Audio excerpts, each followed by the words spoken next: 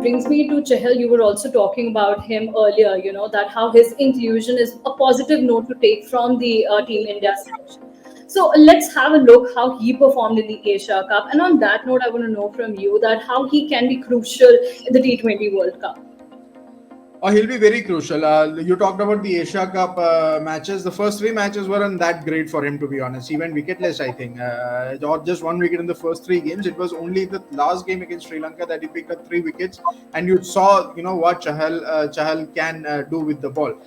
He's, again, as I said, he's much slower on through the air than any other spinners. I mean, for example, if I compare him to a Ravi Bishnoi, and that was also one of the banes for Yuzvendra Chahal, that batsmen were actually waiting for those deliveries, and they were tonking him. He was getting more predictable. Now he has changed up a bit. He's doing a bit of variations with his pace as well. And anyway, in any case, he's somebody who gets the ball away from the right hander. So that's always a tricky scenario for right handers to go after him.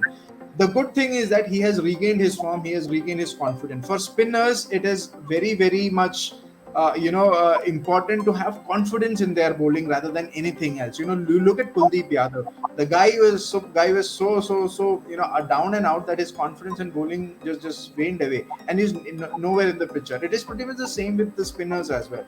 You have another spinner, Ravichandran Ashwin, somebody who's a great thinker of the game. Very strong mindset that he has.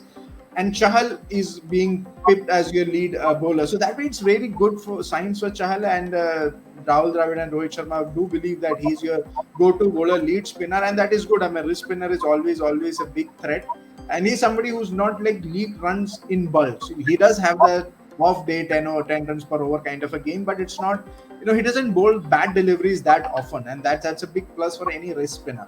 In that case, I mean, look, from last year on, Rahul Chahar's inclusion was a big mistake, and not having Chahal was big mistake there. This time around they have rectified that, and Chahal, I do think, will prove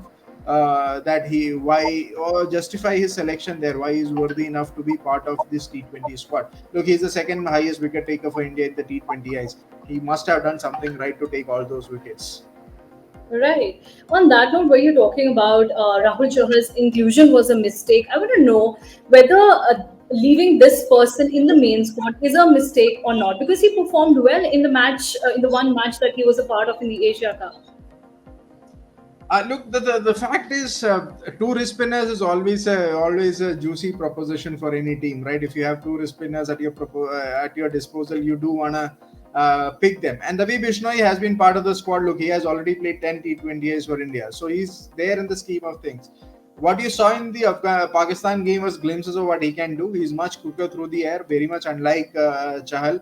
He bowls a wicket-to-wicket stump. He brings the ball into the right-handers. He moves more googlies. His actually stock deliveries are googlies. So he's a very different kind of a bowler than Chahal. Both are spinners, of course. But I think the team management went with Ashwin here just because he's an off spinner. That's a different skill set altogether. There's a bit of batting also you can expect from Ashwin, and overall the experience.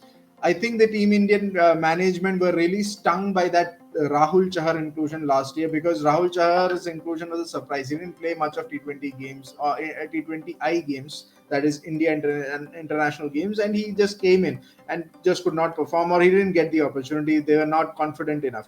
I think it is the same case here, that they don't want to give that opportunity or give that kind of a big stage for a rookie rookie like Ravi Bishnoi. They want to keep him, they want to mold him, or they want to groom him more before they unleash him at a bigger stage. So I'm okay with this decision. As I said, at the start, couple of changes I would have liked is probably the inclusion of Ravi Bishnoi, but you have a Ravi Ashwin in place. I'm okay with that. But as you said, he didn't do anything wrong. Look, he just played one game and he looked really good. He should have been a part of the squad. He may well have been. There would not have been no harm done there. You could have easily have him in the squad. But if you do not have him also, I'm okay with that.